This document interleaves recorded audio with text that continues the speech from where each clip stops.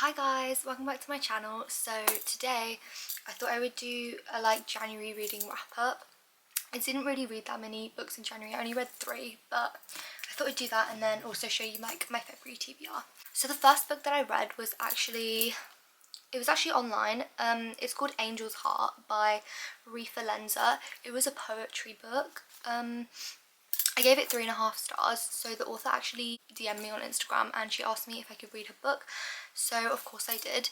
And it was actually a really quick read. It only took me, I think, 20 minutes to read the book. It's basically about a girl, a teenage girl who's experiencing heartbreak and she's trying to find herself again and she's learning lots of new things.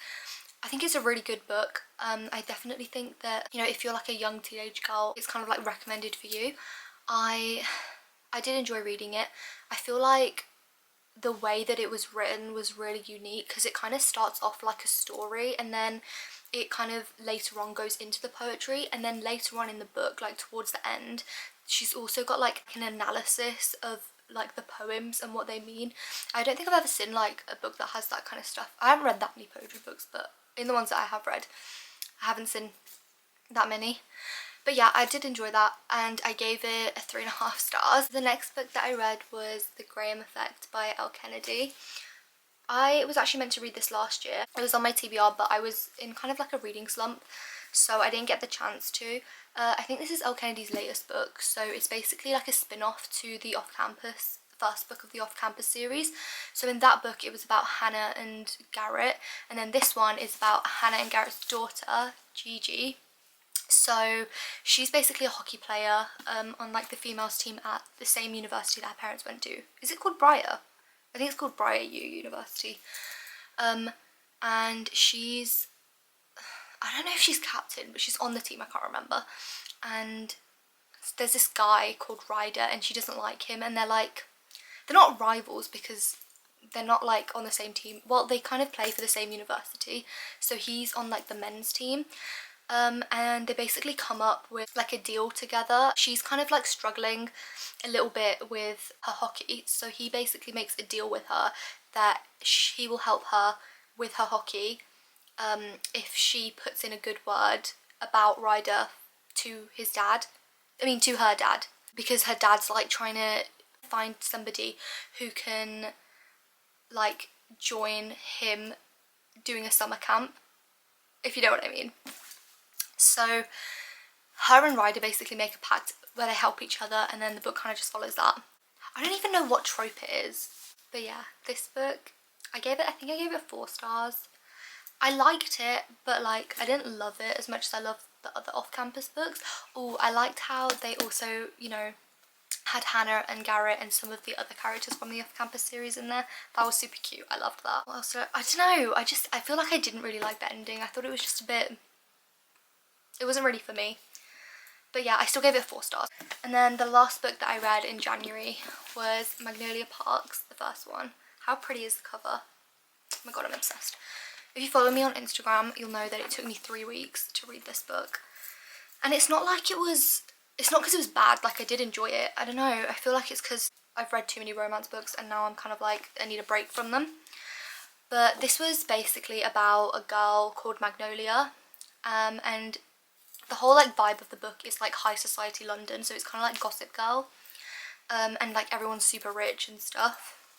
So Magnolia basically went out with this boy called BJ and he cheated on her a few years ago, but they're still they're not friends. I mean, they're still friends, but they hang out all the time, they're always around each other, and they have such a weird relationship. They stay at each other's houses, but they're not going out, but they see other people, and I don't know, it's just about their toxic relationship really, and it's it's really toxic. And I feel at times the book got so it's frustrating because they keep going back and forth, and it's the most annoying thing ever because he's not telling her who he cheated on her with. Obviously you do find out in the end. I actually had that spoiled for me on TikTok, and maybe that's the reason why it took me so long to read the book, because I didn't want to, get to that part. And that part is literally in the last 3 pages as well. I was like, where is it? And then I found it. But yeah, I really liked it. I think I gave it 4 stars. I don't know what it is about Jessa Hastings' writing, but I feel like she writes so, like the way that she writes is so beautiful. I loved it. I really enjoyed it. It was really good. That was literally the 3 books that I read. This is going to be such a short video. Oh yeah, let's move on to my February TBR. So I'm kind of like a mood reader, and because it took me, I don't know, this is so difficult. So last night I actually started reading Daisy Hates, so this will probably be in my February TBR video. This is basically the second book in the Magnolia Parks universe. So you read Magnolia Parks and then you can read Daisy Hates. This one is about like a different girl that's also mentioned in the Magnolia Parks universe, but it's not about Magnolia, it's about Daisy and Christian and Julian, who is all those characters mentioned in the first book anyway. And I think this one is the second Magnolia Parks book, which is so pretty. Oh my god, I'm obsessed with this cover.